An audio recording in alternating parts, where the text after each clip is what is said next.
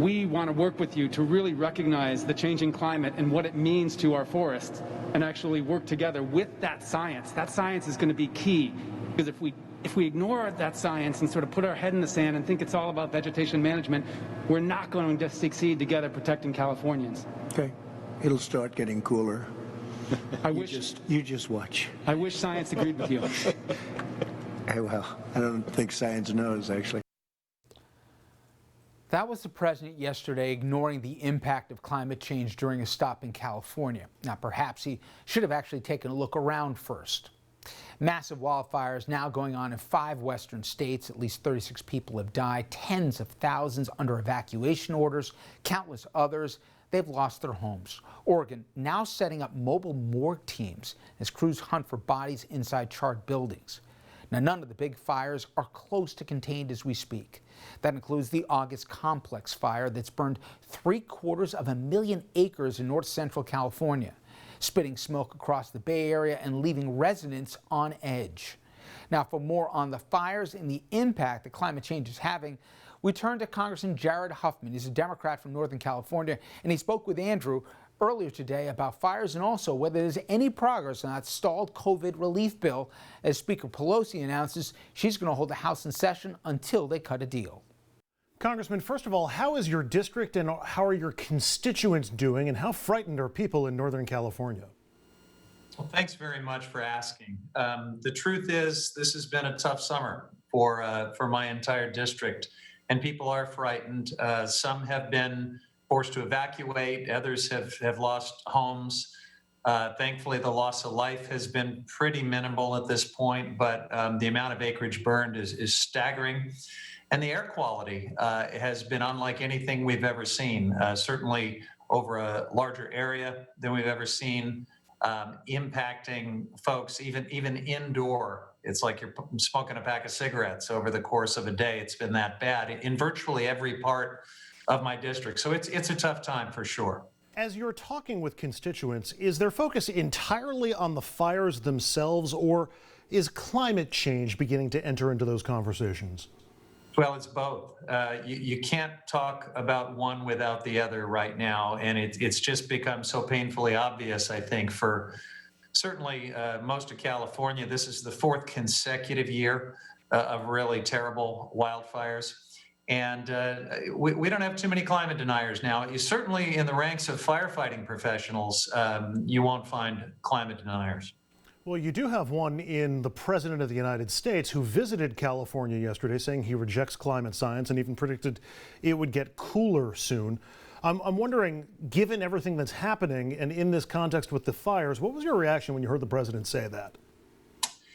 You know, I'm sure somebody told the president, you need to go out to California and show some empathy and compassion. And I will say that FEMA and the federal agencies in this administration have been helpful. They've been doing their job. But the president's trip to California yesterday did only harm. To do this insulting quick touchdown in between COVID rallies in other states, and then to just dismissively wave off the facts and the science and tell us it'll all get cooler. It's preposterous and insulting, and really only makes things worse. I've got a lot of angry constituents. We're hearing from people all over my district right now that are angry that the president would be so reckless and so insulting in this moment. There is one claim from the president I want to try to clean up. The president has laid the blame on the lack of forest maintenance, not picking up fallen trees from the forest floor. I should point out that most of these fires are on federal land, so the president could order the cleanup if he wanted to, and he hasn't. You're the co-sponsor of a bill with Senator Kamala Harris on wildlife mitigation, so you know a little bit more than most people, I would think, about this. Is the president blaming the wrong problem for these fires? So look, the majority of these wildfires we're experiencing in the West are on chaparral land, so even if you wanted to think that you could somehow log your way to fire safety, you can't do that in the kind of vegetation where most of these fires occurs. When you talk about the actual forest land that's impacted, a lot of that has become vulnerable to wildfires because of years of severe drought. Again, you have to bring climate change back into the conversation because that's what induced these conditions. That's what brought us here. And it's a vast amount of acreage. Most of it is federal land, as the president doesn't seem to understand. But you don't just cut down all the trees. You don't rake the forest. These simplistic notions that keep being thrown out are just distractions from the real solutions that, frankly, are hard work and are going to take some time. But we've got to start focusing on them. That's what my bill does. It creates wildfire mitigation grants for communities, because the solutions in any given community are going to differ. That's the kind of thoughtful and nimble response that will make us more resilient. And it's just far better than, this craziness we hear from the White House. Congressman, I want to shift briefly to the prospects for another relief bill. The Problem Solvers Caucus is trying for a compromise bill, but the leader of your party, Speaker Pelosi, says she doesn't want a deal. Two questions. The first is, how much pain are families in your district seeing from the lack of additional relief? And do you have any specific examples that you can share with us? Yeah, first, I think Nancy Pelosi's been clear that she does want a deal. That is why over 3 months ago, we took the initiative and passed a bill that was a deal.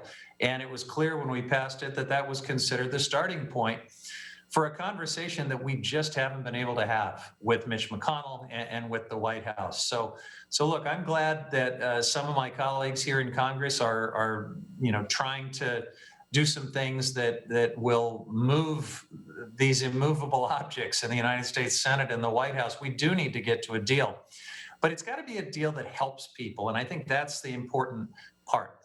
If we simply check the box and do some cosmetic thing that doesn't provide meaningful help for those that are suffering with unemployment insurance, the state and local government assistance is critical, because you're going to see a wave of public sector layoffs. You're going to see states unable to make the safety improvements in our public school classrooms to let us get back to school safely for kids and teachers. These are the things that we want to do, and it costs a lot of money. Congressman Jared Huffman is a Democrat representing Northern California's 2nd District. Congressman, best of luck to everybody in your district with these fires.